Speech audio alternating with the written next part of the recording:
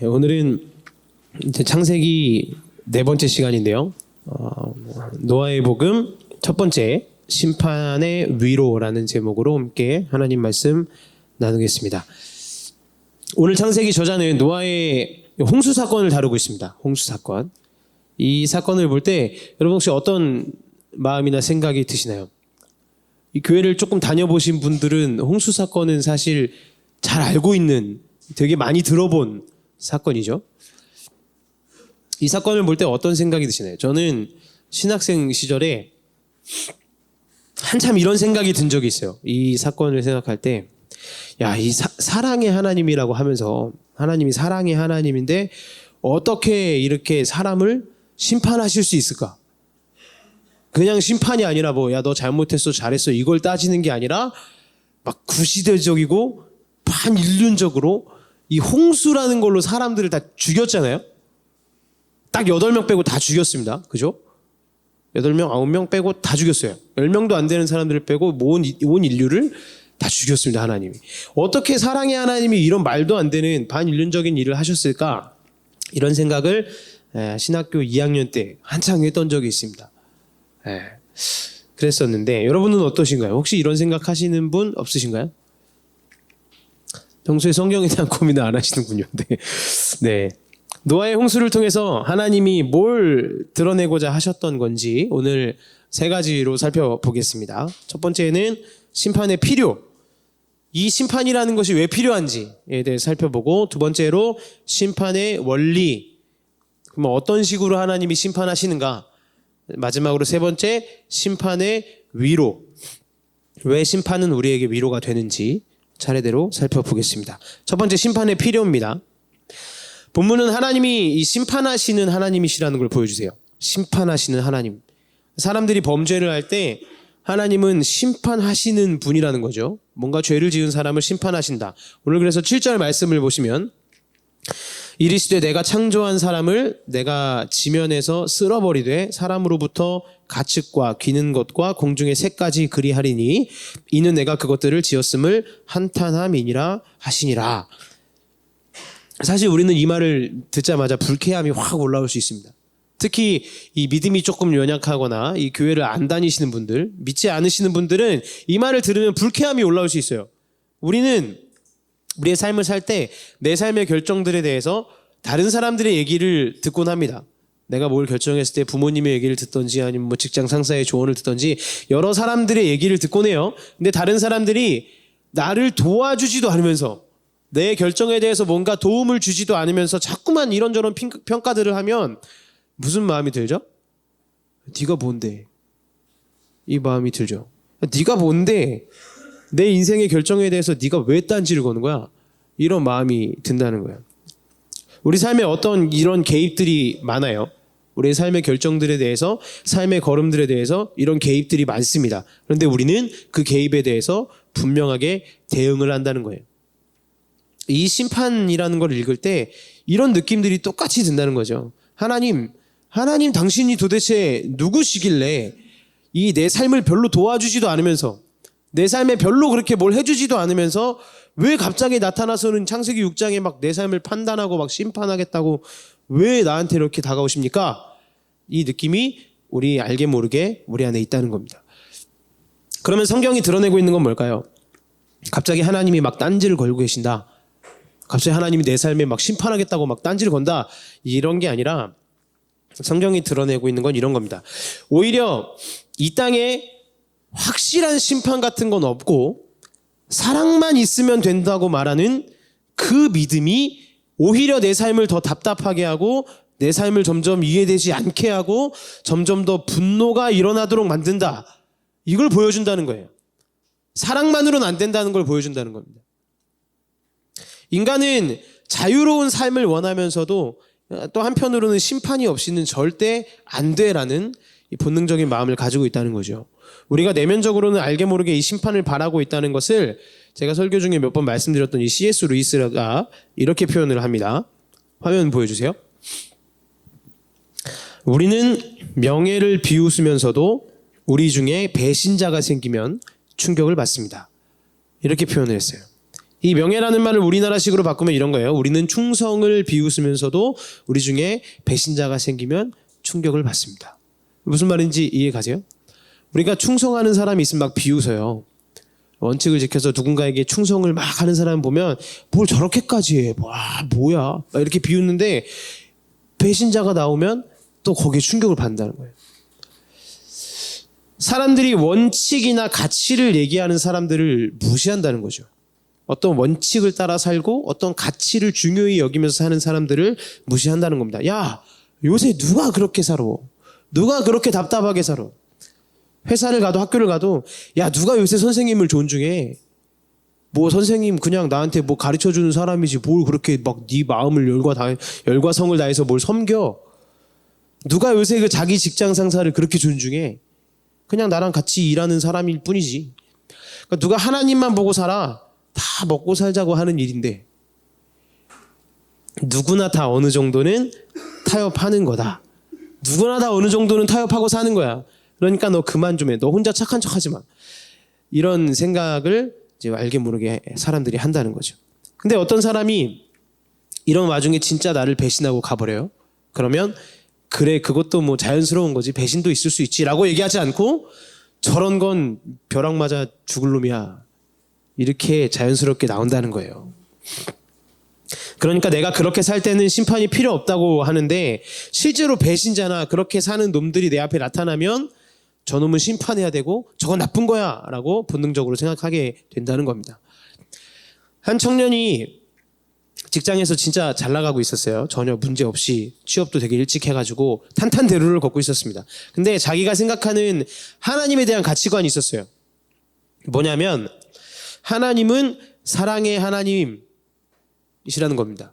이 가치관이 딱 있었어요. 그래서 성경의 다른 부분들은 매끄럽게 읽을 필요도 없고 막 교리들이 막 그렇게 중요하지도 않고 이렇게 생각을 한 거죠. 그리고 교회를 다녔어요.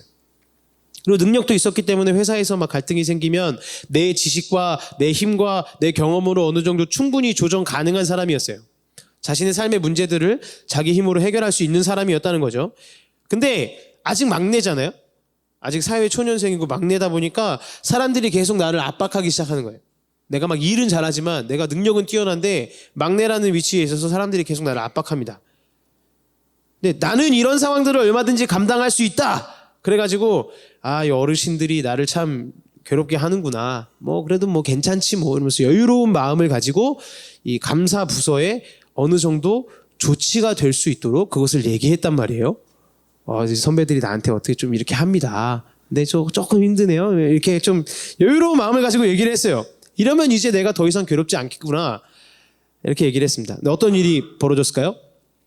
이게 비밀이 안 지켜졌습니다. 비밀이 안 지켜져가지고 이게 다 벌어졌어요. 이게 내용이 다 떠벌려졌어요. 야, 얘가 감사과 가가지고 우리를 찔렀대. 이게 다 퍼진 겁니다. 비밀 보장이 전혀 안 됐어요. 직장을 다니다가 마음의 분노가 끌어오르기 시작하는 거죠. 이 청년이 선택할 수 있는 건 둘 중 하나입니다. 이 세상이 생각보다 비열하다. 나는 비밀 보장을 유지해 줄 줄 알고 가서 얘기했는데 비밀이 까발려졌다. 이 세상은 되게 비열하구나. 그러니까 나도 비열하게 행동하면서 나도 질서를 뒤엎으면서 내가 복수를 하면서 이렇게 내가 살아야겠다. 이렇게 내가 막 살아야겠다. 나도 내 힘으로 원칙을 바로 잡아야겠다.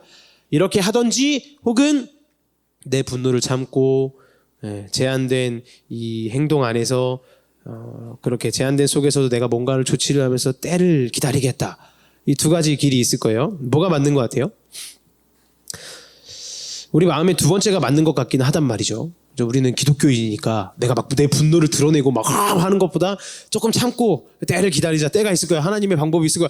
이렇게 하는 게 맞는 것 같아요. 맞는 것 같아 보입니다. 근데 이 두 번째 제한된 선 안에서 내가 이 원칙 안에서 행동하겠다라고 얘기를 할 때 정말 꼭 필요한 교리가 하나 있어요. 내가 이렇게 참고 뭔가 기다리고 내가 이 분노를 억누르고 할 수 있는 그 길을 걸어가려면 꼭 필요한 교리가 하나 있는데 그게 뭐냐면 사랑의 하나님이 필요한 게 아니라 동시에 심판하시는 하나님이 필요한 겁니다. 세상을 다스리시고 세상을 정확하게 심판하시는 그 하나님이 내게 필요하다는 걸 우리가 삶 속에서 깨닫게 된다는 거예요. 그러니까 전사님 성경의 진짜 많은 부분에서 뭘 이렇게 심판하고 막 이런 거 막 되게 시대착오적인 거 아니에요? 뭘 그렇게 심판을 하시는 거예요? 라고 말하는 분들 이 잔인한 하나님 도대체 뭡니까? 말도 안 되게 사람들을 죽이고 막 전쟁을 일으켜갖고 사람들을 막 다 패하게 하고 이렇게 말도 안 되는 하나님 도대체 뭡니까? 이런 생각이 드시는 분들께 질문 드리고 싶습니다. 역질문을 드리는 거죠. 이 세상이 얼마나 잔인한 곳인지 경험해 보셨습니까? 이 세상이 얼마나 잔인한 곳인지 경험해 보셨습니까? 그걸 생각해 봐야 된다는 거예요. 이 사회를 보면 구조적인 악이나 회사의 악이나 학교에서 벌어지고 있는 그 몇 사람들이 벌이는 그 일들이 정말 사랑의 힘으로는 해결이 안 되고 신적인 개입이 있지 않고서는 도저히 안 되겠다. 사람의 능력으로는 해결할 수 있는 것을 벗어났다. 이런 걸 혹시 경험 안 해봤기 때문에 그런 질문들을 하냐는 거 아니냐는 거죠. 성령이 지금 그걸 말하고 있다는 겁니다. 그런 사람들이 되게 많았어요, 저한테. 이 군대에 있을 때도 그랬고 학교에 있을 때도 그렇고 이런 사람들이 되게 많았는데 막 하나님한테 막 뭐를 구하고 막 이 땅의 악을 심판해달라 이런 사람들이 있으면 되게 유치하다고 생각을 해요. 되게 유치하게 생각을 하고 진짜 어린애 같은 짓을 한다 이런 얘기를 정말 많이 들었어요. 근데 문제를 해결할 줄도 모르고 자기가 막 인간관계를 잘 못하니까 그래서 그것 때문에 힘드니까 내가 뭔가를 잘 못해 나가는 것 때문에 힘드니까 하나님한테 매달리는 거 아니냐 이렇게 말하는 분들 그런 분들을 되게 많이 만나봤는데 그런 분들한테 물어보고 싶은 거예요. 진짜 교묘한 갑질 한번 당해보실래요? 물어보고 싶은 거예요. 진짜 교묘한 갑질 한번 당해보실래요? 내가 가진 힘으로 절대 해결할 수 없는 사람이 가지고 있는 능력으로 절대 뛰어넘을 수 없는 벗어날 수 없는 그 갑질 한번 당해보실 거냐는 거죠. 그거 한번 당해보면 이런 얘기들이 안 나온다는 거예요. 제가 뭘 자기 혼자 뭐 힘으로 하지도 못하니까 하나님한테 매달리지 이런 얘기 안 나온다는 거예요. 이 세상의 구조가 생각보다 악하고 생각보다 비열하다는 거예요. 심판의 하나님이 우리에게 꼭 필요하다는 겁니다. 사람의 힘으로 해결할 수 없는 문제들이 있기 때문에. 최근에 사회적인 문제도 마찬가지인데 지금 우리나라 사회 분위기가 우려스러운 부분이 많아요. 왜냐? 사람들이 심판의 하나님을 믿지 않습니다. 충격적인 건 교회를 다니는 수많은 기독교인들 중에도 심판의 하나님을 믿지 않는 사람들이 많아요. 사랑의 하나님이지. 이런 거 되게 많아요. 막 죄 딱 지어놓고 야 너 그렇게 너 교회 다니는 애가 그렇게 죄 지으면 어떡해? 회개하면 돼. 사랑의 하나님. 그죠? 그러니까 심판의 하나님을 믿지 않아요. 이러면 어떤 일이 벌어질까요? 심판의 하나님을 믿지 않으면 어떤 일이 벌어질까요? 내가 심판해야겠다고 생각하기 시작합니다. 내가 심판해야지. 그러니까 어떤 잘못들이 벌어지냐? 이 심판의 원칙을 내 감정으로 삼아요. 내 감정이 심판의 원칙이 되는 거예요. 내가 심판해야 되는 거예요. 그래서 상대방이 뭔가를 잘못했을 때 그걸 바로잡아줄 수 있는 사람이 이 세상에는 없다고 생각하기 때문에 그 사람을 죽일 때까지 물고 늘어지는 거예요. 이 사람이 이런 죄를 졌어? 죽일 때까지 물고 늘어집니다. 놓지 않아요. 그 사람의 잘못에 대해서 어떤 또 다른 조치가 취해지지 않는다고 생각을 하기 때문에 내가 저놈을 죽이지 않으면, 내가 저놈을 가만두지 않으면 아무도 저 사람한테 보복해주지 않을 거라는 생각, 그 마음이 있는 겁니다.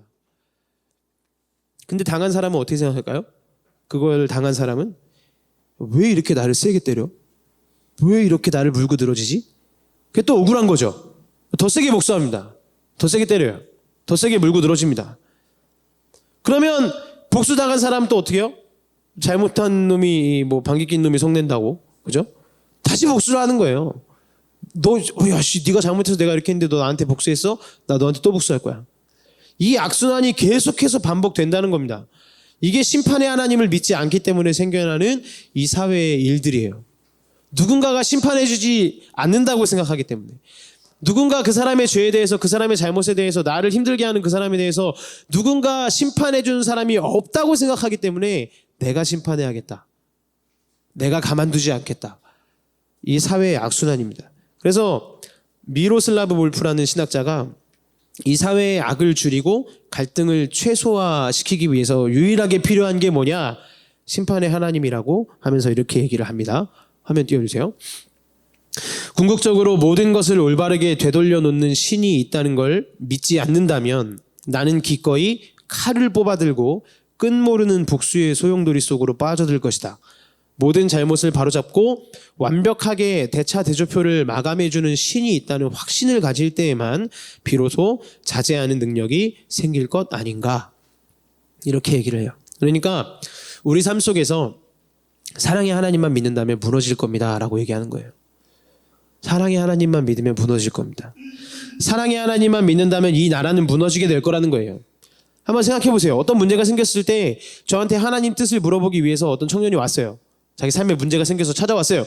전사님, 제가 이렇게 힘든데 이 상황에서 하나님의 뜻이 뭡니까?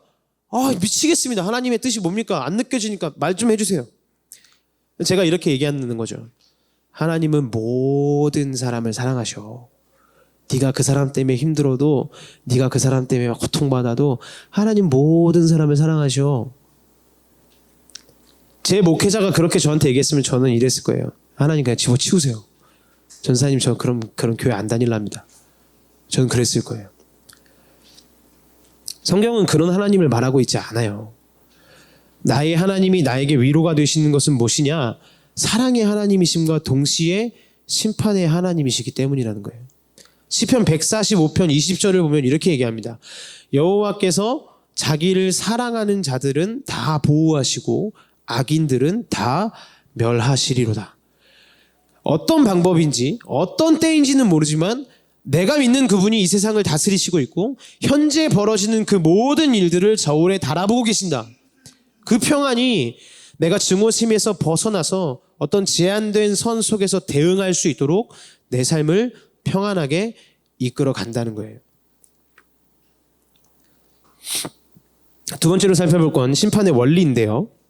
좋아요. 그러면 하나님의 심판, 하나님이 심판의 하나님이시다. 오케이, 좋습니다. 그러면 하나님은 그 어떤 행동에 대해서 심판을 하시냐는 거죠. 그럼 하나님 심판의 하나님인데 어떤 것에 대해서 하나님이 심판하십니까? 그 원리를 쉽게 설명하기 위해서 제가 OX 퀴즈를 한번 내보겠습니다. 신학생들이 보는 가장 어려운 조직 신학 책 중에 하나가 헤르만 바빙크라는 분이 쓴 개혁교의학이라는 책이 있어요. 이름만 들어도 어렵죠? 개혁교의학. 이게 읽으면 이해가 안 돼요. 읽으면 이해가 안 되고 내가 지금 뭐 하고 있는 거지? 이런 생각이 들어요. 그래서 이 문제를 맞추시면 여러분 11월 되면 이제 학교들, 대학들 입시할 때 서울신대도 입학시험이 있습니다. 이 문제를 맞추시면 서울신대 입학시험 보시고 들어가시면 돼요. 네. 자, OX 퀴즈 문제 나갑니다. 아담이 선악과를 먹은 행위는 그의 첫 번째 죄다. 맞으면 O, 틀리면 X.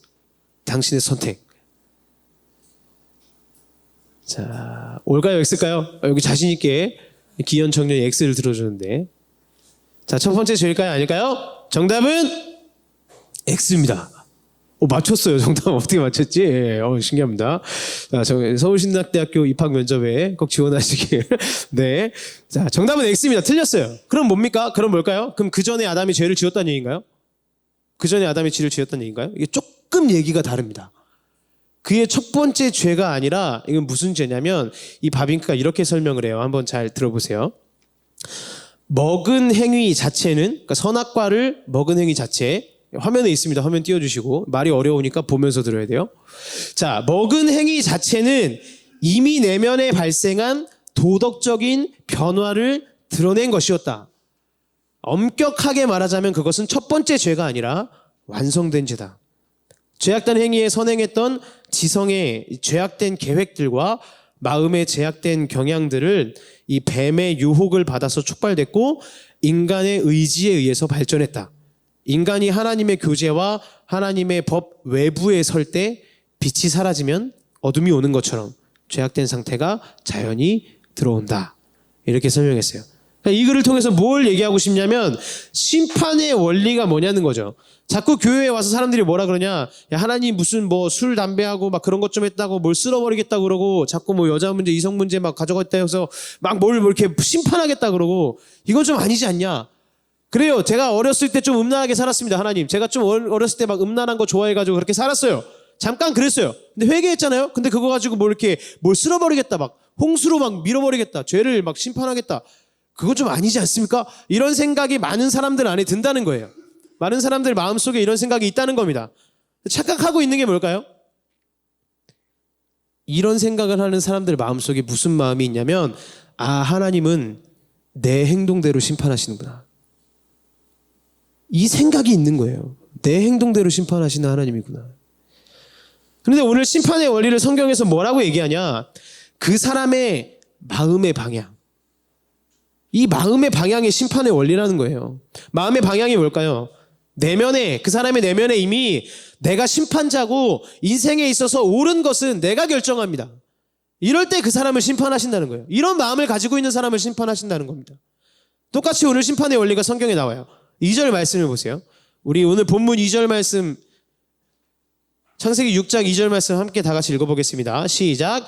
하나님의 아들들이 사람의 딸들의 아름다움을 보고 자기들이 좋아하는 모든 여자를 아내로 삼는지라. 자, 2절에서 가장 중요한 단어가 뭘까요? 가장 중요한 단어, 보고입니다. 보고. 이 히브리어로 라라고 하는 단어예요. 이 보고 혹시 기억나시나요? 이 단어? 저희가 이 보고라는 단어를 몇 주 전에 다뤘습니다. 어디서 다뤘을까요? 선악과, 그렇죠. 똑같은 단어, 보고라는 단어가 쓰였던 적이 있습니다. 창세기 3장 6절이에요. 여자가 그 나무를 본즉 먹음직도 하고 부함직도 하고 지혜롭게 할 만큼 탐스럽기도 한 나무인지라. 그러니까 이게 무슨 얘기냐면, 내가 보기에 옳은 걸 선택하겠습니다. 여자가 봤을 때 그 선악과가 아름다워 보였고 먹음직스러워 보였어요. 그 여자가 보기에. 그래서 자신의 판단대로 먹은 겁니다. 누굴 탓할 수 있는 게 아니에요. 그러니까 내가 보기에 옳은 걸 하겠습니다, 하나님. 여기서 인류의 죄가 시작됐다는 거예요. 근데 지금 창세기 저자가 보여주고 싶은 거는, 봐라, 지금 똑같은 패턴이 반복되고 있다. 하나님은 여전히 같은 원리로 심판하시는데 네가 뭘 행동을 잘못해서, 첫 번째 죄를 네가 지어서 심판하시는 게 아니라 너의 내면에는 이미 다른 것을 보고 있는데 너는 지금 네가 보기에 좋은 것을 선택하는구나. 네가 보기에 좋은 것을 보는구나. 네가 너의 심판자구나. 네가 본다는 건 네가 판단한다, 네가 심판한다, 네가 심판자가 됐다, 그 뜻인데 나의 심판자 자리를 네가 가지고 있구나. 난 그런 너를 심판하겠다 라고 말씀하시는 거예요. 아니요, 전사님, 저는 그래도 이해할 수 없습니다. 내 맘대로 조금 행동했다고 해서 내가 살고 싶은 대로 좀 살았는데 그렇게 해서 지옥을 보여주시다니요. 아니, 홍수를 보내갖고 다 죽이다니요. 그래서 지옥에 보내신다니요. 내가 곧 돌이킬 거였는데 내가 27살까지만 딱 내가 하고 싶은 거 살고 하고 한 대로 살고 27까지만 딱 술 담배 하면서 막 내가 편하게 지내고 싶은 거 지내고 클럽 다니면서 막 이렇게 하고 28살 때부터 정신 차리려고 그랬는데요. 하나님 그 기회도 안 주시고 이렇게 쓸어버리시는 건가요? 이건 좀 아니잖아요. 이런 마음들이 있을 수 있어요. 그새를 못 참으시고 하나님이 또 심판하시네. 내가 좀 이렇게 살다가 좀 있으면 8월 23일부터 시작되는 수련회 가가지고 다시 회개하고 돌아갈 건데 그새를 못 참으시고 하나님이 나를 이렇게 심판하시네? 이런 마음이 들 수 있다는 겁니다. 우리는 여전히 아무리 이렇게 설명을 해도 심판의 하나님, 그 지옥을 보내신 하나님을 이해할 수 없다는 거예요. 그런데 성경은 그렇지 않다는 걸 보여줍니다. 심판은 결과일 뿐이다. 누가복음 16장을 보면 무슨 얘기가 나오냐면 나사로하고 부자 얘기가 나와요. 부자와 나사로 얘기가 나옵니다. 부자가 엄청 잘 살았어요. 말 그대로 부자니까 진짜 잘 살았겠죠. 엄청 잘 사는 부자였고 나사로는 길거리 거렁뱅이였습니다. 거지였어요. 거지. 그런데 부자는 어디 갔죠? 지옥에 갔죠. 나사로는 어디 갔어요? 천국에 갔습니다. 속삭이지 않으셔도 돼요. 천국 이렇게 안 하셔도 돼요. 얘기하셔도 됩니다. 네. 나사로는 천국에 갔어요. 사실 부자가 특별히 타락하면서 살았다는 얘기는 성경에 나오지 않아요. 이 부자가 정말 쓰레기처럼 살았고 타락했고 죄악을 많이 지었다, 그래서 지옥에 갔다, 이렇게 나오지 않습니다. 부자가 타락했다는 얘기가 없어요. 그냥 스스로 돈 모으면서 잠깐 그렇게 살다가 그 돈 좀 떵떵거리면서 누리면서 살다가 그러다 지옥에 갔습니다. 그러면 우리 마음에 이런 생각이 당연히 들죠. 나사로에 대한 어떤 동정심도 들지만, 그래, 나사로가 참 불쌍하게 살았으니까 이제 좀 잘 살아야지, 천국 가서 기쁘게 살아야지, 이런 마음도 들겠지만, 야, 그렇다고 부자를 지옥에 보내죠? 저 사람이 뭘 그렇게 잘못했는데 지옥에 갔을까? 이거 아니지 않나? 예수님은 지옥이 어떤 곳인지, 지옥에서 부자가 어떤 얘기를 하는지를 묘사를 하고 계신데, 지옥에서 부자가 하는 말을 잘 들어보세요. 누가복음 16장 23절입니다. 불러 이르되 아버지 아브라함이여, 나를 긍휼히 여기사 나사로를 보내어 그 손가락 끝에 물을 찍어 내 혀를 서늘하게 하소서. 내가 이 불꽃 가운데에서 괴로워하나이다. 이렇게 얘기를 해요. 음부에 있는 이 부자가, 지옥에 떨어져 있는 이 부자가, 지옥 불구덩이 속에 있는 이 부자가 뭐라고 얘기해야 돼요? 상식적으로 생각해 봅시다. 내가 지옥 불구덩이 속에서 예수님을 만났어요. 여러분 뭐라고 얘기하실래요? 용서를 빌지 않을까요? 죄송합니다. 예수님 좀 구해주세요. 제가 정말 잘못했습니다.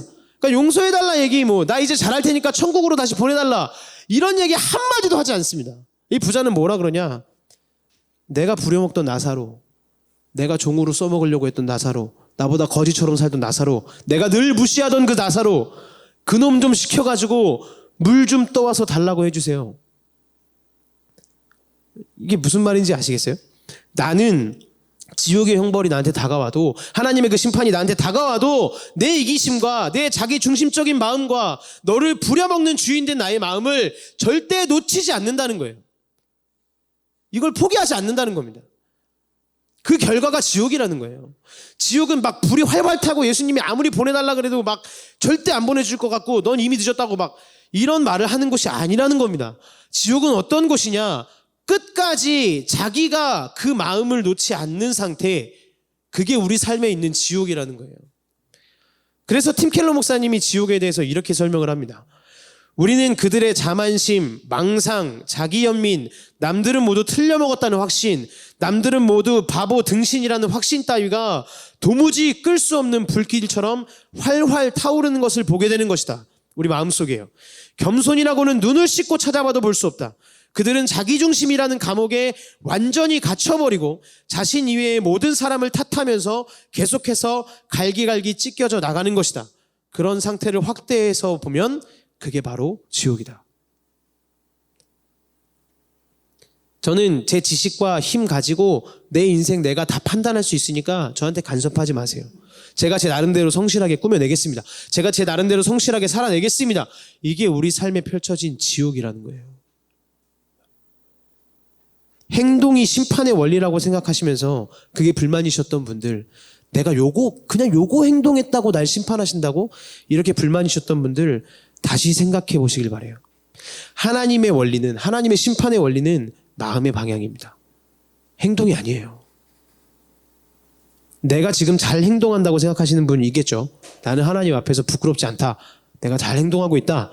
혹은 내가 지금 하나님 앞에서 제대로 못 서 있고 하나님이 이런 거를 막 자꾸 강요하시는 게 불만이라고 생각하시는 분들도 있을 거예요. 두 부류의 사람들 모두에게 여쭤보고 싶습니다. 내가 잘 행동하고 있다고 안심하고 계시는 분들, 그거 내 판단 아닌가요? 내 스스로의 판단 아닙니까? 하나님은 스스로 괜찮다고 생각하는 그 판단을, 스스로 나는 괜찮다고 생각하는 그 판단을 심판하시겠다는 거예요. 내가 잘 행동했기 때문에 심판을 면하게 해주시는 게 아니라 넌 잘했다고 네 스스로 판단하는구나. 네가 너의 심판자구나. 그게 하나님을 대적하는 행동이라는 거예요. 반대로 내가 원하는 행동을 못 해가지고 불만이라고 생각하시는 분들, 그것도 자기 판단 아닌가요? 하나님은 그 잘못된 행동을, 내가 담배를 펴서, 내가 술을 마셔서, 내가 여자를 막 만나고 다녀서, 내가 누군가의 마음을 힘들게 해서, 내가 누구를 미워하고 관계를 망쳐서, 내가 비리를 저질러서, 그래서 심판하시는 게 아니라 그렇게 해야 내 삶이 돌아간다고 생각하는 그 마음, 거기에 이미 심판이 있다는 겁니다. 이 행위들을 해야만 내 삶이 잘 돌아갈 것 같다는 그 마음에 이미 하나님의 심판이 있다는 거예요. 그래서 C.S. 루이스가 마지막에 이 지옥의 모습을 좀 이렇게 설명합니다. 그렇게 되면 신이 우리를 지옥으로 보내느냐 마느냐의 문제가 아니다. 신이 지옥으로 보내느냐 마느냐의 문제가 아니래요. 우리 각자의 내면에 무언가가 자라서 미연에 방지하지 않으면 그것이 바로 지옥이 될 것이다. 지금 성경은 심판으로 협박을 하고 있는 게 아니라 네가 스스로 만들 그 지옥, 너의 지식과 너의 힘으로 판단되고 너의 경험으로 생각되는 그 심판이 된다고 말하는 그 마음이 너를 사로잡을 거다. 그것을 주의해라. 경고하고 있다는 겁니다. 마지막 세 번째로 살펴볼 것은 심판의 위로예요. 심판이 나에게 위로가 된다는 얘기인데, 성경은 마지막으로 이 홍수에서 살아남은 한 사람을 소개를 합니다. 누구죠? 그렇죠. 노아입니다. 자, 노아가 왜 살아남았어요? 본문에 정답이 있습니다. 노아는 왜 살아남았죠? 하나님과 동행해서 살아남았습니다. 그럼 동행이 뭘까요? 우리 9절 말씀을 다 같이 한번 읽어볼까요? 9절 말씀입니다. 시작. 이것이 노아의 족본이라. 노아는 의인이요 당대의 완전한 자라. 그는 하나님과 동행하였으며. 네. 자, 하나님은 홍수 같은 세상 속에서 어떤 사람을 구원하셨냐? 이 홍수의 심판 속에서 어떤 사람을 구원하셨냐? 하나님과 동행하는 사람. 계속 하나님의 뜻에 순종하는 사람을 건져주셨다는 거예요. 얼마나 노아가 하나님 앞에 순종했냐면 이 얘기 뒤에 방주를 짓는 얘기가 나옵니다. 자, 우리 한번 생각해 봅시다. 창세기 큐티를 한다고 생각해 보세요. 여러분 큐티 잘 안 하시겠지만, 그죠? 자, 창세기 큐티를 한번 한다고 생각해 보세요. 막 방주의 길이가 막 얼마고 높이가 몇 규빗이고 이런 얘기가 나옵니다. 근데 이 말씀을 어떻게 큐티하실 거예요? 이 본문이 나왔어요. 높이가 몇 규빗이고 막 너비가 몇 규빗이고 너 이렇게 방주가 이 정도 크기가 되더라. 이 말씀 어떻게 큐티하실래요? 이거 어떻게 읽어야 됩니까? 15절 한번 보세요. 내가 만들 방주는 이러하니 그 길이는 300규빗, 너비는 50규빗, 높이는 30규빗이라. 규빗이 45cm 정도 되는 거거든요. 한 규빗이. 그럼 어떻게 묵상하실 건가요, 이거? 야, 와, 하나님 진짜 은혜가 됩니다. 이 방주의 길이가 300규빗이군요. 와, 주님, 오늘 세 가지 적용점이 보입니다. 길이가 300규빗이고, 너비는 50규빗이고, 높이가 30규빗. 이런 삶을 제가 살겠습니다. 이 성경을 읽을 줄 모르면 이런 걸 자꾸 보고 자신의 삶에 잘못 적용한다는 거예요. 잘못 적용합니다. 자동차를 디자인하고 만드는 사람이 이게 신차를 디자인하고 있었는데 그 신차의 높이를 못 정했어요. 근데 말씀을 읽다 보니까 이 말씀이 나와가지고, 야, 오늘 내가 말씀 묵상하는데 30규빗이 나왔다. 신차의 디자인에 들어가는 높이는 30규빗이다. 이런 말도 안 되는, 오늘 이 말씀을 하나님이 왜 보여주셨냐는 거예요. 이 높이 막 얼마, 막 이 너비 얼마, 이 말씀을 하나님이 우리에게 왜 주셨냐는 거죠. 이 말씀이 뭐냐? 이 방주에 대해서 왜 이렇게 자세히 묘사를 하고 있냐?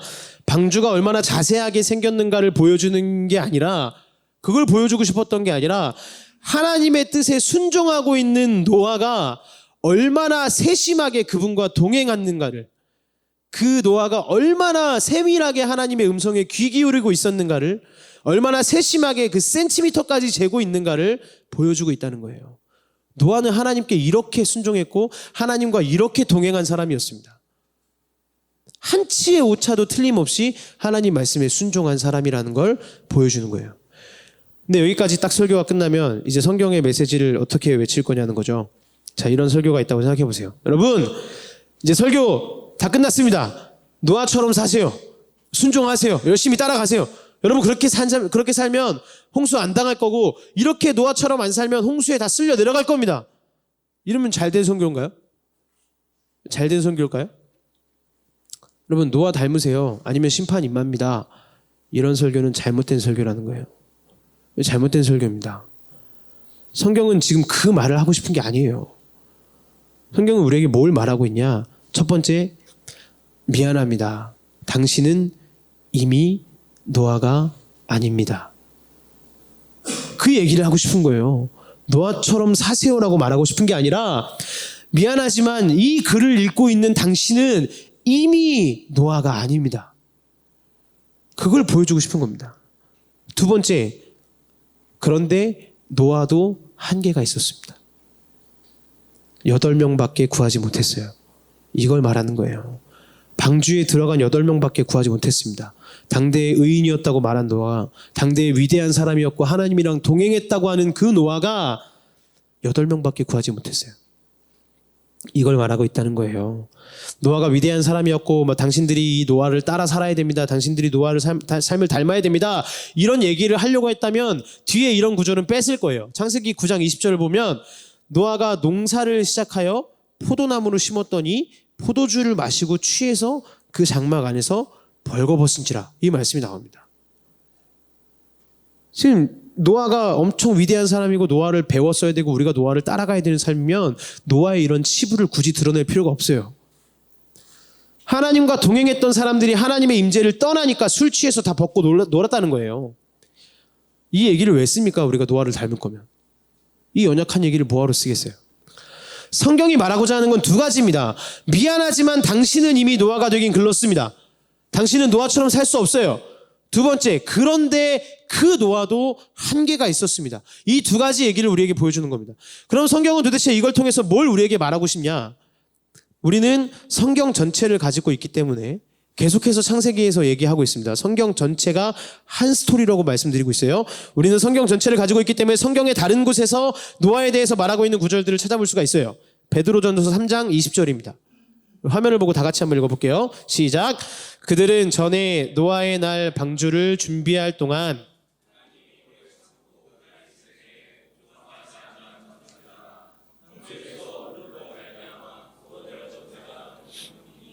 겨우 8명이라 베드로가 말하는 겁니다. 여러분, 믿음의 조상 노아 기억하시죠? 그 사람은 자기가 하나님 앞에 잘 살아서 아무리 동행하려고 발버둥 쳤어도 홍수 속에서 건져낸 사람이 8명.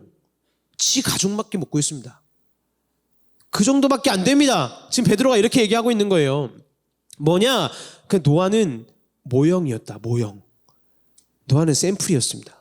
그런데 이제 그 샘플을 뛰어넘어서 완전한 자가 오셨다는 걸 얘기합니다. 그게 누구냐? 그게 예수 그리스도라는 거예요. 예수님이 노아처럼 방주를 지어가지고 8명 간신히 건져낸 게 아니라 예수님은 스스로 그 홍수에 뛰어드신 분이에요. 스스로 그 심판이라는 홍수에 뛰어드셨습니다. 그런데 잘 기억하세요. 그분은 혼자가 아니라 누구를 끌고 그 안으로 뛰어 들어가셨냐? 누굴까요? 십자가라는 심판의 홍수에 뛰어드실 때 저와 여러분을 데리고 들어가셨습니다. 이게 오늘 우리에게 주는 성경의 메시지예요. 그분은 물속에 우리를 끌고 들어가셨습니다. 왜냐? 우리 죄를 없애기 위해서. 그리고 물속에서 살아나오셨죠? 십자가에서 부활하심과 동시에 내 몸이 죄 없는 깨끗한 몸으로 새롭게 태어났다는 거예요. 그게 세례라는 겁니다. 세례의 진정한 의미가 이거예요. 베드로가 지금 다음 구절에서 그걸 설명합니다. 3장 21절에 보면 물은 예수 그리스도께서 부활하심으로 말미암아 이제 너희를 구원하는 표니 곧 세례라. 이는 육체의 더러운 것을 제하여 버림이 아니요 하나님을 향한 선한 양심의 간군이라. 이 노아 홍수 때 물이 그리고 너희가 세례받을 때 뿌려지는 이 물이 너희의 구원의 필수 조건인데 단순히 내가 물속에 들어갔다 나오면 내 몸의 얼룩이 막 깨끗해진다는 의미가 아니고 이제는 나의 양심이 그분이 나의 심판자가 되시고 그분이 나를 끌고 물속에 들어가게 하셨다가 죄 없는 사람으로 새로 태어나게 하신다는 것을 믿는 거다. 그게 노아의 홍수가 가리키고 있었던 제대로 된 심판과 구원의 의미였다는 거예요. 근데 문제가 있죠. 우리는 물속에 안 들어가잖아요. 그죠? 우리는 우리 삶에서 내 발로 물속에 들어가지 않죠. 깨끗해질 수 없겠네요. 내가 안 들어가니까. 당연히 아니죠. 우리가 죄 없이 물속에 들어가고 그 다음에 물속에서 네 죄는 다 없어지고 새로운 사람으로 다시 태어나는 방법. 내가 지금 들어가지 않았잖아요. 내가 내 발로 그 물속에 들어가지 않았잖아요. 그런데도 내가 죄를 벗어버리고 새롭게 다시 태어나는 방법이 있다는 거예요. 그 방법이 뭘까요? 성경에서 유일하게 말하고 있는 수단, 믿음입니다. 성경에서 다른 수단을 절대 얘기하고 있지 않아요.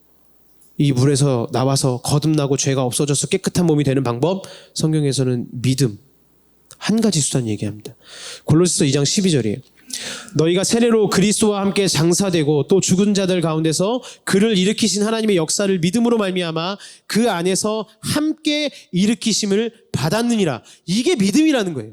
노아가 우리한테 알려주고 싶었던 거. 하나님은 사랑의 하나님이신데 그와 동시에 심판의 하나님이셔. 우리의 인생의 마지막 심판 그 이전에 이 땅에 먼저 오셔서 나 대신 영원한 심판을 그 영원한 심판이 오기 전에 홍수에 나를 데리고 먼저 뛰어들어가신 그 분이 내 인생에 계시다는 겁니다. 홍수가 오기 전에 노아의 말을 믿은 사람들은 다 살았어요. 홍수가 오기 전에 노아의 말을 믿은 그 사람들은 다 살았습니다. 근데 그 사람들이 8명밖에 안 됐어요. 노아의 가족들. 그런데 이 땅에 분명한 끝이 있고 마지막 홍수, 마지막 심판이 오는데 그 심판이 오기 전에 심판의 하나님이시가 동시에 사랑의 하나님이시기 때문에 예수님이 이 땅에 먼저 오신 겁니다. 그 사랑 때문에. 그래서 그 홍수에 먼저 우리를 끌고 들어가셨다는 거예요. 그래서 우리는 그것을 믿으면 내가 마지막 영원한 심판 때에 물속에 빠져들어가지 않아도 된다는 겁니다. 노아의 가족들처럼 구원받을 수 있다는 거예요. 그걸 어떻게 얻냐? 내가 지금 믿음으로 얻을 수 있다는 거예요. 믿음으로. 그래서 이것이 나에게 위로가 된다는 겁니다. 이것이 심판의 위로예요. 마지막입니다. 그러면 이 믿음이 당장 내 지금 삶에 어떻게 변화시킬까요?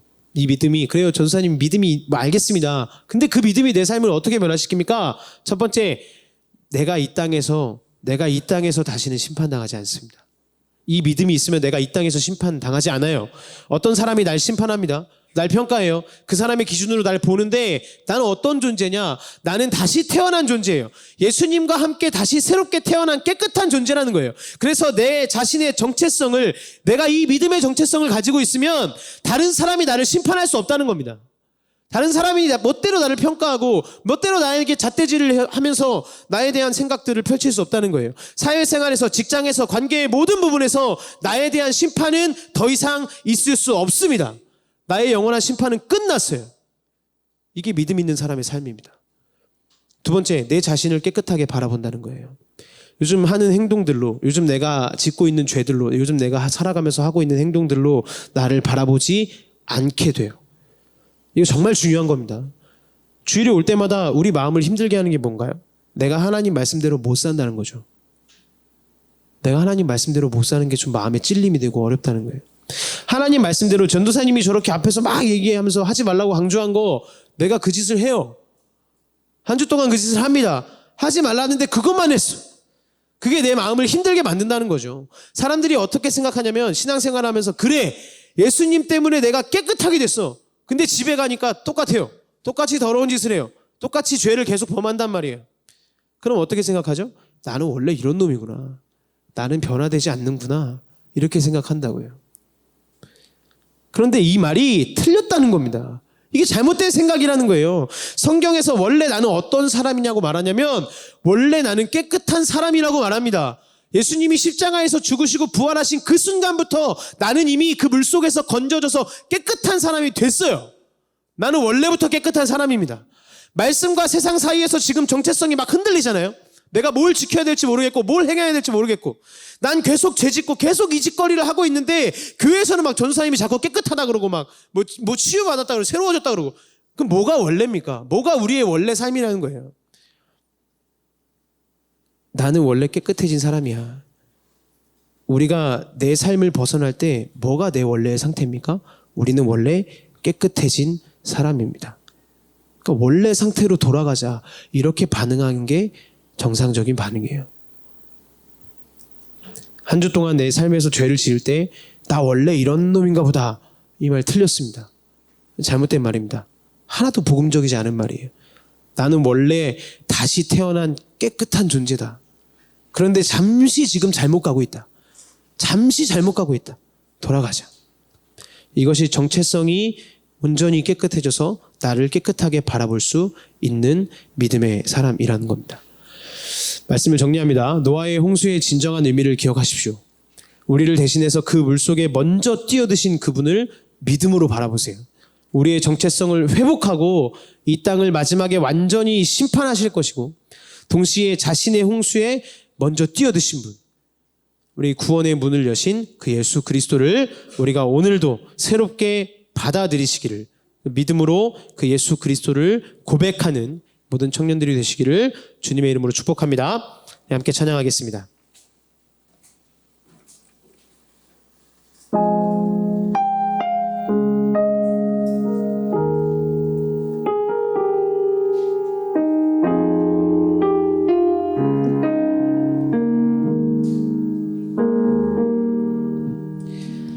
내 백성이 나를 떠나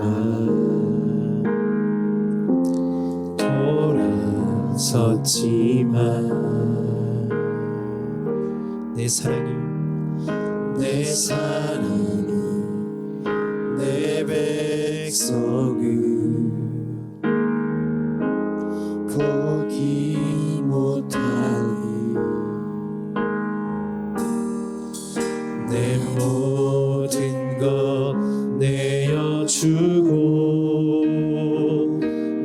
그들을 얻으리라. 여호와께 돌아가자.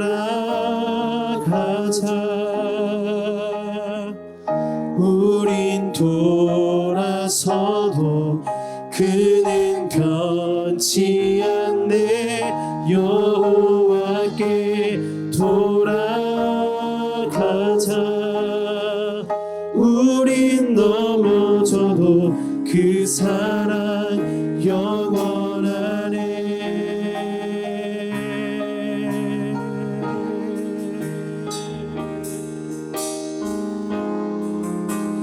우리 한 번 더 믿음의 고백을 담아서 주님께 찬양하며 나아갑시다. 내 백성이 나를 떠나, 내 백성이 나를 떠나 돌아섰지만 내 사랑 내 백성을 포기 못하니 내 모든 것 내어주고 나 그들을 얻으리라. 여호와께 돌아가자. 우린 돌아서도 그는 변치 않네. 여호와께 돌아가자. 우린 넘어져도 그 사랑 영원하네. 사랑은 오래 참고 사랑은 오래 참고 자신을 내어주네. 서로 사랑할 때 세상을 주보내. 사랑은 절대 지지 않네. 여호와께 돌아가자. 여호와께 돌아가자. 우리 돌아서도 그는 변치 않네. 여호와께 돌아가자. 우린 넘어져도 다시 한번 전심을 다해 고백하며 나갑시다. 여호와께 돌아가자. 돌아가자.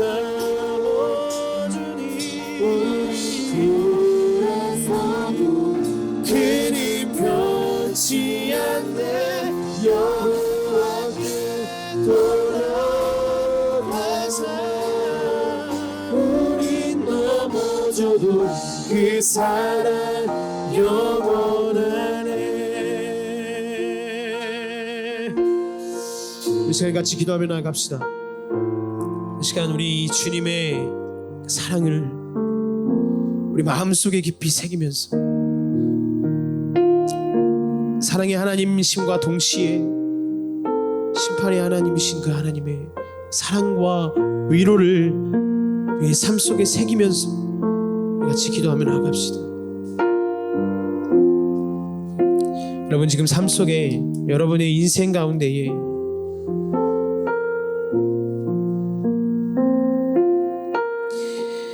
여러분들을 심판하거나 판단하거나 평가하는 사람들 있습니까?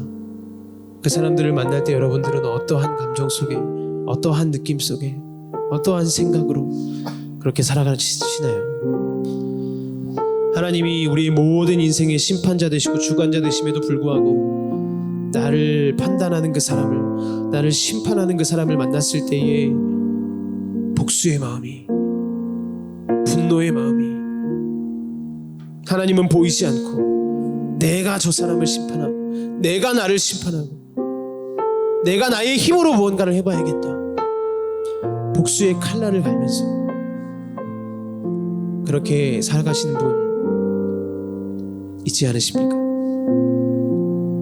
여러분 인생 속에 내 믿음을 무너지게 하는 행동들, 내가 자꾸만 신앙적으로 못 사는 것 같아서, 이 믿음을 잘 지켜내지 못하는 것 같아서 자꾸 교회 안 나가고 싶고, 교회 빠지고 싶고, 예배 안 나가고 싶고, 기도 안 하고 싶고, 말씀 안 읽고 싶고, 자꾸 죄악된 행동들에 빠져서 나의 믿음은 정말 바닥인 것 같고, 나는 도저히 구제불능인 죄인으로만 생각되는 그 삶, 혹시 그런 모습으로 살아가고 있는 분도 없습니까? 하나님의 심판과 하나님의 사랑은 그 모든 것을 뛰어넘습니다. 우리의 삶에 자리 잡고 있는 그 모든 것들을, 내가 누군가를 분노하고 누군가에게 참지 못하고 복수하고자 하는 그 마음도 하나님의 심판으로 뛰어넘으시고, 내가 온전한 믿음을 유지하는 것 같이 못해서, 내가 제대로 살고 있지 않는 것 같아서, 무너지는 것 같고 넘어지는 것 같고, 나는 죄인인 것만 같아서 아파하고 있는 그 연약함도 하나님의 사랑은 뛰어넘습니다. 우리가 해야 될 건 뭐냐? 여호와께 돌아가는 거예요. 하나님께 돌아가는 겁니다.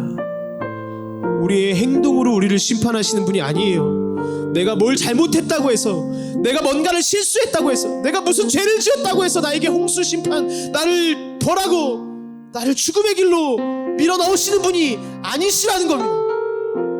내 마음의 길을 봐야 돼요. 행동을 바라보는 게 아니라 내 마음의 중심을 보고 계십니다. 여러분의 중심은 어디에 계십니까? 여러분은 마음의 그 중심이 어디에 있으십니까? 하나님은 그 중심을 가지고 심판하시는 분입니다. 그런데 우리가 우리의 힘으로는 그 중심을 잘 잡아나갈 수 없기 때문에, 우리가 우리의 힘으로는 그 중심을 잘 지켜나갈 수 없기 때문에 예수 그리스도가 오신 거예요. 우리를 사랑하는 마음으로 우리의 마음의 중심을 온전히 지켜주시기 위해서, 우리가 행동으로는 넘어지고 쓰러지고 다시 죄를 지을 수 있겠지만 그 행동 때문이 아니라 내 마음의 중심에 하나님이 나의 심판자가 되시고, 하나님이 나의 구원자가 되시고, 예수 그리스도의 사랑이 나를 붙잡아 주신다는 그 마음의 중심을 온전히 세워주시기 위해서 예수 그리스도가 십자가로 죽으셨고 부활하셨습니다. 여러분, 이 복음의 진실된 사실이 믿음으로 고백되어져야 돼요. 그 믿음이 있을 때 우리는 흔들리지 않을 수 있습니다. 우리의 행동은 다시 죄를 짓고 넘어질 수 있겠지만, 우리의 마음의 중심은 그 믿음이 고백되어질 때에 흔들리지 않을 수 있습니다. 넘어지지 않을 수 있어요. 이게 하나님의 심판의 위로입니다. 이게 하나님의 그 사랑의 위로예요. 우리 시간 기도하실 때에 각자의 삶을 하나님 앞에 내려놓으시고, 각자의 마음에 하나님께서 허락해 주시는 그 마음을 가지고 우리의 삶 가운데에 하나님의 그 심판의 위로가, 하나님의 그 놀라우신 사랑의 은혜가 넘쳐날 수 있도록, 내 믿음이 여호와께로 다시 돌아갈 수 있도록, 내 믿음이, 내 마음의 중심이 하나님께로 온전히 다시금 돌아갈 수 있도록 주님 나를 붙잡아 주십시오. 이 마음을 가지고, 우리 간절한 소망을 가지고 주님의 이름 한번 부르고 다 같이 통성으로 기도합니다. 주여!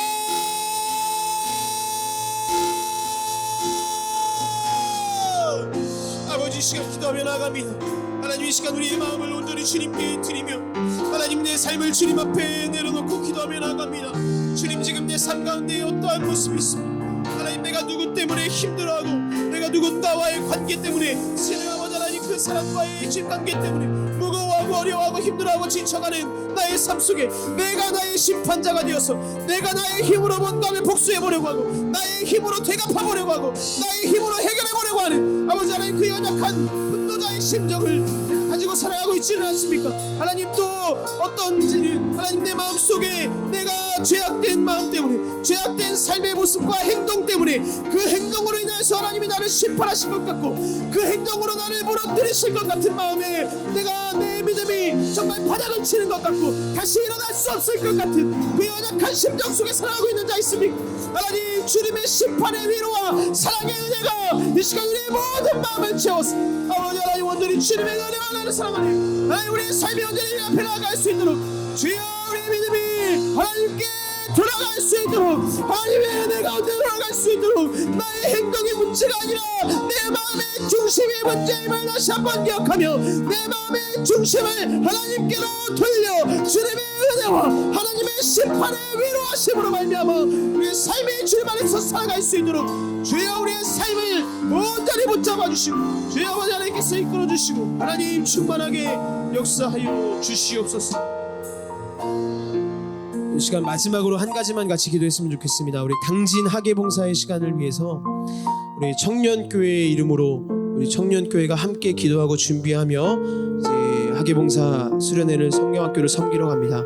모든 일정들 가운데 하나님께서 인도해 주시고 주님의 뜻과 계획하심 아래에서 온전히 주님의 그 신유의 은사 또 신유의 은혜가 회복의 은혜가 그 우리가 만나게 될 모든 아이들의 마음속에 그들의 삶 속에 임해서 그들이 온전히 하나님으로 예수 그리스도로 새로워지고 온전히 새롭게 태어나는 시간 될 수 있도록 우리 함께 가는 모든 스텝 청년들을 위해서 또 나오는 모든 그 아이들을 위해서 우리 주님의 긍휼의 마음을 가지고 우리 한번 같이 기도했으면 좋겠습니다. 같이 중보하며 기도하며 나가겠습니다.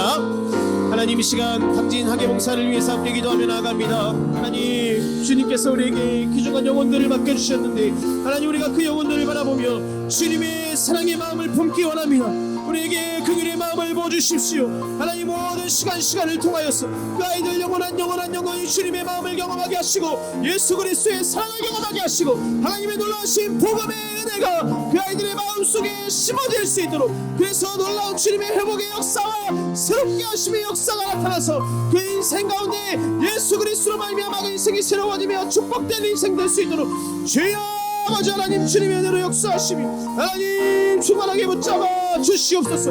아버지 모든 행사를 주관하고 이끌어 나가는 모든 스텝 청년들 한 사람 주님 영육간의 강건함을 허락하시고 하나님 모두가 한 마음을 하나 되어서 주님 안에서 기쁨을 가지고 섬김의 축복과 섬김의 은혜를 무한히 경험하고 돌아올 수 있도록 우리가 한 마음으로 주님의 나라 꿈꾸며 나갈 수 있도록 주여 우리 가운데 역사하시고 주님 인도하여 주시기를 원합니다. 하나님 그들의 마음과 주님의 은혜스러운에서 주님의 마음으로 우리 가운데 함께 주시옵소서. 아버지 하나님 주님의 은혜를 가는 자를 간절히 사모하며 나아가니 주님 역사해 주시옵소서. 하나님 이 시간 노아의 홍수 사건을 통해서 우리의 삶을 돌아봅니다. 하나님의 그 심판의 위로가 하나님의 그 사랑의 은혜가 우리의 삶에 언제나 함께 할진데 나의 삶은 왜 그렇게 내가 나의 심판자가 되고 내가 내 인생의 심판자가 되어서 내 힘으로 뭔가를 해결해 보려고 하는 내 분노를 가지고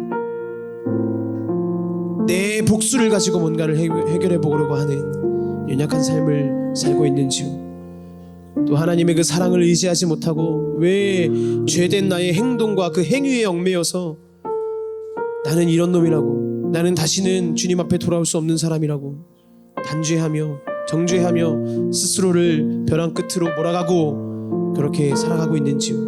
하나님 이 시간 우리의 마음속에 하나님 심판의 위로와 하나님의 사랑의 은혜를 회복시켜 주시고 우리가 다시금 여호와께 돌아갈 수 있도록 우리의 마음의 중심이 하나님께로 돌아가 온전히 주님의 십자가로 다시 세워질 수 있도록 주님 우리 가운데 역사하시고 주님께서 함께해 주시옵소서. 더 이상 우리의 행위에 얽매이면서 내가 무언가를 해야 구원받고 무언가를 하지 않으면 벌을 받는 행위에 얽매이진 신앙을 주님 앞에서 벗어버리고 우리의 마음의 중심을 주님으로 세워 하나님 내 마음을 온전히 지켜나가는 청년들이 될 수 있도록 하나님 우리의 삶 가운데 함께 하시고 주님 늘 동행하여 주시옵소서. 함께 하실 주님 감사를 드리며 이 모든 말씀 지금도 살아계셔서 우리와 함께 하시는 예수님의 이름으로 기도드렸습니다. 아멘. 주기도문으로 예배를 마치겠습니다. 하늘에 계신 우리 아버지의 이름을 거룩하게 하시며 아버지의 나라가 오게 하시며 아버지의 뜻이 하늘에서와 같이 땅에서도 이루어지게 하소서. 오늘 우리에게 일용할 양식을 주시고 우리에게 잘못한 사람을 용서하여 준 것 같이 우리 죄를 용서하여 주시고 우리를 시험에 빠지지 않게 하시고 악에서 구하소서. 나라와 권능과 영광이 영원히 아버지의 것입니다. 아멘. 우리 하나님께 영광의 박수 올려드리겠습니다.